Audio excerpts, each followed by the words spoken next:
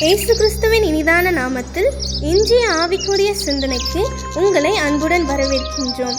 இப்போதும் ஒரு பாடலுக்கு பின்பு உங்கள் சிந்தையை தெளிவிக்கும் ஆவிக்குரிய செய்தியை கேட்கலாம்.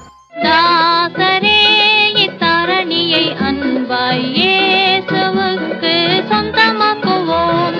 தாசரே இத்தரணியை அன்பாய் இயேசுவுக்கு சொந்தமாக்குவோம். நேசமாய் இயேசுவை கூறுவோம், அவரை கண்டிப்போம், மாயிருள் நீக்குவோம், வெளிச்சம் வீசுவோம். தாசரே இத்தரணியை அன்பாய் ஆண்டவரும் இரட்சகருமாக இயேசுவின் இனிதான நாமத்தினால் உங்களை வாழ்த்துகிறேன். இந்த நாள் நம்முடைய ஆவிக்குரிய சிந்தனைக்காக மத்தேயு எழுதின சுவிசேஷம் 5ஆம் அதிகாரம் 44ஆம் வசனத்தை நான் வாசிக்கிறேன்.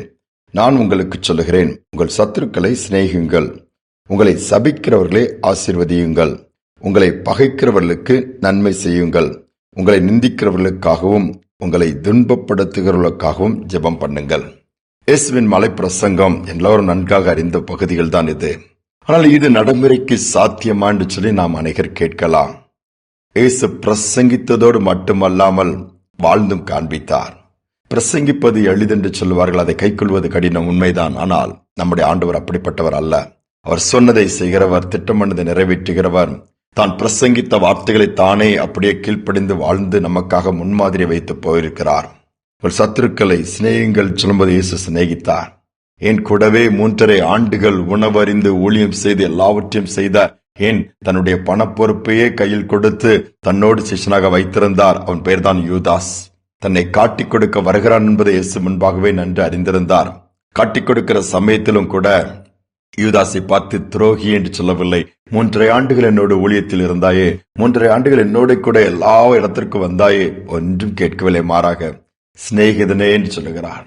சொல்ல முடியுமா? அந்த குணம் நமக்கு வருமா? அந்த மனம் நமக்கு வருமா? இயேசு சொன்ன, உங்கள் சத்துருக்களை சிநேகியுங்கள். அவன் சத்துருவாக உள்ளிருந்தே காரியங்களை செய்தான். எல்லாவற்றையும் ஆண்டவர் அறிந்தும் அவனை சபிக்கவில்லை, அவனை உதாசீனப்படுத்தலும், அவனை கோபப்பட்டு கடின் ஒன்றுமே இது பண்ணவில்லை. அவனை சிநேகித்தார், வாழ்ந்து காண்பித்தார். நம்முடைய வாழ்க்கைக்கு சற்று யோசித்து பார்ப்போம். விரோதமாக யாராவது பேசிவிட்டால் பழிவாங்க துடிக்கிறோமா? விரோதமாக யாராவது காரியங்களை செய்துவிட்டால் பதில் செய்யக்கூடிய விதத்தில் நம்முடைய ரத்தம் கொதிக்கிறதுனா இயேசு நம்மோடு கூட இல்லை என்ற அர்த்தம். அவருடைய அன்பு நம்மை நிரப்பவில்லை என்ற அர்த்தம். ஆவியானவர் நம்மை ஆட்கொள்ளவில்லை என்பதுதான் உண்மை. சற்று நம்முடைய வாழ்க்கை திரும்பி பார்ப்போம். குறிப்பிட்ட ஆண்டுகளுக்கு முன்பாக அடிமைகளாக மனிதர்கள் விற்கப்படுகிற காலம் அது.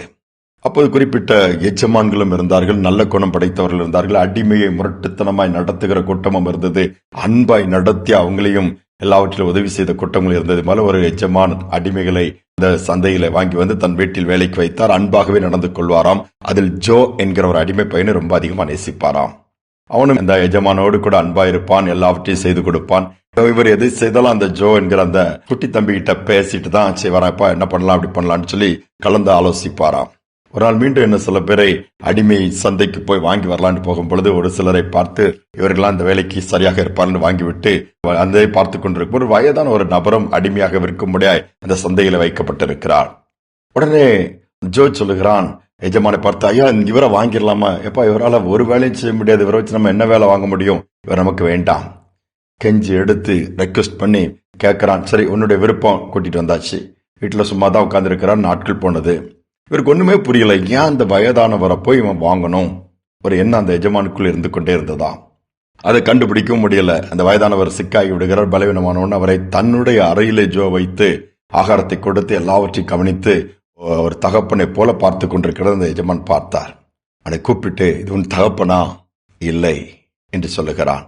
உன் சொந்தக்காரர் யாரும் உறவினரா? அதுவும் இல்லை என்று ஜோ சொல்லிவிடுகிறான். அப்ப யார்? இவ்வளவு கேர் எடுக்கிறீங்க போது, இவர் தான் என்னுடைய விரோதி, என்னுடைய எதிரி.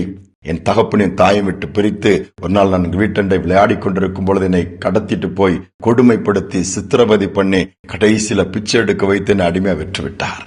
அவரை கண்டுபிடித்து விட்டேன். பார்க்கும் பொழுதே இந்த ஆண்டவர் சொன்ன வார்த்தைகள் எனக்கு ஞாபகத்தில் வந்தது. உங்கள் சத்துருக்களை சிநேகியுங்கள் என்று சொல்லி, அதோடு மட்டுமல்ல உங்களை துன்பப்படுத்துகிறவர்கள் சபிக்கிறவர்களை ஆசீர்வதிங்க, பகைக்கிறவர்களுக்கு நன்மை செய்யுங்கள்லாம் சொன்ன வார்த்தையின்படி ஒரு வாய்ப்பாக இவருக்கு ஏன் நாம் நன்மை செய்யக்கூடாது, இவர் மேலே அன்பை பாராட்டக்கூடாது என் உள்ளம் ஏங்கினது. அதற்காகத்தான் கட்டாயப்படுத்தி வாங்கிட்டு வந்தேன். இன்னைக்கு அவருக்கு உதவி செய்யறேன்னு சொன்னது அந்த எஜமானே அப்படி மெய் சிலிர்த்து போனாரா. எவ்வளவு உண்மை! அவனுடைய அன்பு நமக்குள்ள இருந்தால் மட்டுமே சத்துருக்களை சிநேகிக்க முடியும், சபிக்கிறவர்களை ஆசீர்வதிக்க முடியும், பகைக்கிறவர்களுக்கு நன்மை செய்ய முடியும், உபத்திரப்படுத்துறவங்களை துன்பப்படுத்துறவர்களை ஜெபிக்க முடியும்.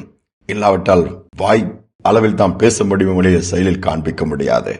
என்னுடைய வாழ்க்கை சற்று ஆராய்ந்து பார்த்து விரோதமா பேசினவங்களை, விரோதமா எழும்பி இருக்கிறவங்களை, விரோதமா சத்துருக்களா மாறிக்கவங்களே நினைச்சு உட்கார்ந்து இருதயத்தை மீண்டுமாய் காயப்படுத்தாதபடி, மீண்டுமாய் இருதயத்தை இருளாக்காதபடி ஆண்டவர்கிட்ட கிருபை கேட்போம். ஆண்டவரே, பேசுகிறவர்கள் பேசட்டும், சபிக்கிறவர்கள் சபிக்கட்டும், விரோதமா எழும்புகிறவர்கள் எழும்பட்டும், அவர்களை நேசிக்கக்கூடிய இருதயத்தை தாரும் என்று ஜெபிப்போமானால் கர்த்தர் அதை கொடுப்பார். அவர்களுக்கு நாம் உதவி செய்கிறவர்களாய் மாறிவிடுவோம். அவர்களிடம் போய் நாம் உதவி கேட்க வேண்டிய நிலைமை வராது. கர்த்தர் அதற்கு விடவும் மாட்டார். ஜெபிப்போம். அன்பின் தகப்பனே, புதிய நாளை கொடுத்திருக்கிறீங்கப்பா. பாதத்தில் தாழ்த்தி வந்திருக்கிறோம். எங்கு பார்த்தாலும் வேதனையும் கசப்புகளும் கண்ணீரும் நிந்தனைகளும் அவமானங்களும் நிறைந்த நாட்கள். என்ன செய்வதென்று இன்னைக்கு பிள்ளைகள் தத்தளித்துக் கொண்டிருக்கிற நாட்களிலும் கூட இந்த வார்த்தையின்படி நாங்கள் வாழத்தக்கதாக பலனை கொடுங்க, பாக்கியத்தை கொடுங்க, இருதயத்திலும் அன்பின் நிறைவை கொடுங்கப்பா.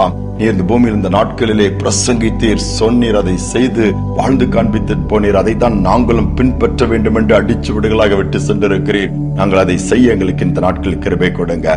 கசப்புகளோடு, வேதனையோடு, முறுமுறுப்போடு, புலம்பலோடு இருக்கிற பிள்ளைகள் இந்த செய்தியை கேட்க நேரிடுமான அந்த இருதயங்கள் மாறட்டும், சிந்தனைகள் மாறட்டும், தெளிவு உண்டாகட்டும். எல்லா பாரங்களையும் இறக்கி வைத்து விட்டு உம்மை சார்ந்து கொள்ள கிருபை பாராட்டுங்க. துதிகனமையை ஏற்றுக்கொள்ளும் இயேசுவின் நாமத்தில் பிதாவே, ஆமேன், ஆமேன். சத்துருக்களை சிநேகிப்போம். சிநேகிக்கும் பொழுது கர்த்தர் தமது அன்பை இன்னும் அதிகமான மேல் ஊற்றுவார். நாம் உயர்ந்திருக்கும்படியாய் அவர்களுக்கு உதவி செய்கிற அளவுக்கு கர்த்தர் சூழ்நிலைகளையும் மாற்றுவார். இந்த சிந்தனையோடு இந்த நாளை தொடருவோம். மீண்டுமாய் நாளை தினம் சந்திப்போம்.